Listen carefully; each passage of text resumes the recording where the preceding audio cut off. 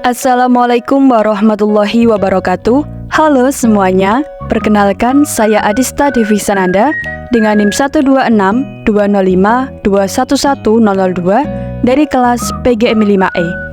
Nah, di sini saya akan menyampaikan materi dari mata kuliah pembelajaran IPS MISD yang diampu oleh Ibu Maftuha MPDI, yaitu mengenai karakteristik pembelajaran IPS MISD.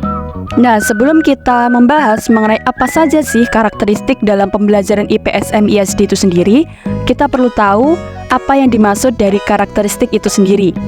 Jadi, menurut Kamus Besar Bahasa Indonesia atau KBBI, karakteristik itu adalah tanda, ciri, atau fitur yang bisa digunakan sebagai identifikasi. Jadi, dapat disimpulkan bahwa karakteristik pembelajaran IPS MISD yaitu suatu ciri yang membedakan antara pembelajaran IPS MISD itu sendiri dengan pembelajaran pada mata pelajaran yang lain. Untuk karakteristik pembelajaran IPS MISD dapat ditinjau dari 3 aspek, yaitu yang pertama, karakteristik dilihat dari aspek tujuan, yang kedua, karakteristik dilihat dari ruang lingkup aspek materi, dan yang ketiga yaitu karakteristik dilihat dari aspek pendekatan pembelajaran. Pembahasan yang pertama yaitu mengenai karakteristik dilihat dari aspek tujuan. Tujuan pembelajaran IPS, karakteristiknya dapat dilihat melalui 3 kategori, yaitu yang pertama, tujuan pengembangan kemampuan intelektual, yang kedua, tujuan pengembangan kemampuan rasa tanggung jawab sosial, dan yang ketiga yaitu tujuan pengembangan kemampuan kepribadian.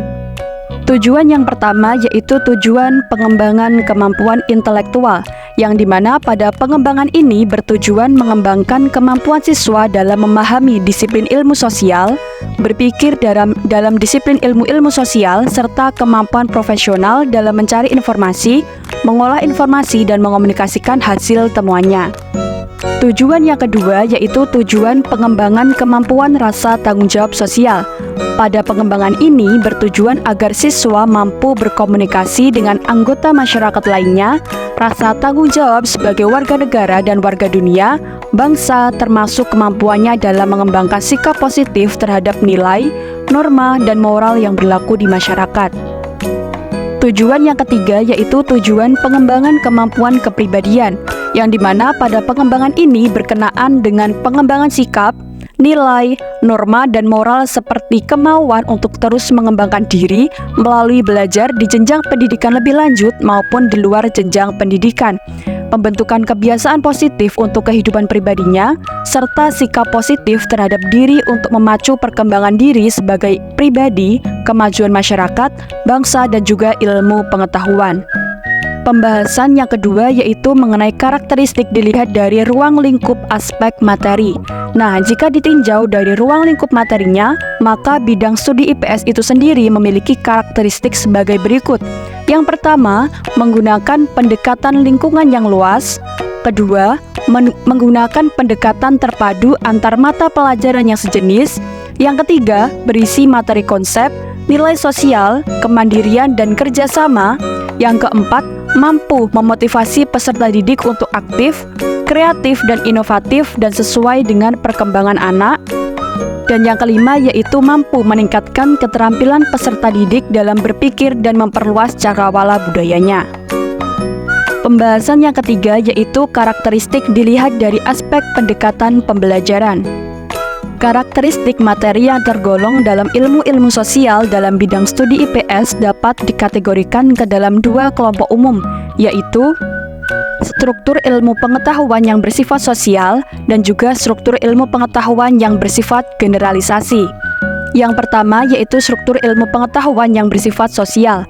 Maksudnya bahwa semua materi dalam disiplin ilmu sosial bermula dari kenyataan, fakta, dan realitas sosial, perubahan sosial, dan pergeseran sosial yang dialami oleh individu itu sendiri dimanapun ia berada. Yang kedua yaitu struktur ilmu pengetahuan yang bersifat generalisasi. Maksudnya yaitu bahwa produk akhirnya adalah kemampuan manusia dalam masyarakat untuk bisa menerapkan, menguji, dan mengonstruksi kembali apa yang seharusnya dikembangkan dalam bidang ilmu sosial ini. Dalam praktiknya sehari-hari, karakteristik materi IPS yang bersifat generalisasi ini dapat terlihat dari bentuk-bentuk perilaku implementasi peserta didik maupun pendidik dalam menunjukkan perilaku yang memang diambil dari hasil pikir dan belajar berdasarkan kajian-kajian ilmu sosial dalam bidang studi IPS ini.